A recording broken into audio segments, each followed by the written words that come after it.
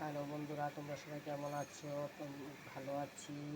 দেখো, আজ করছি পাবদা মাছের ঝাল।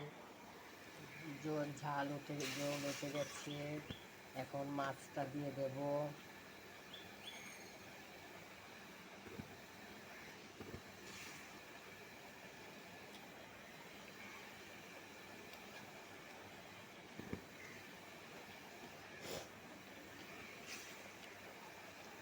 কে কে পাবদা মাছের ঝাল খেতে ভালোবাসো জানাবে।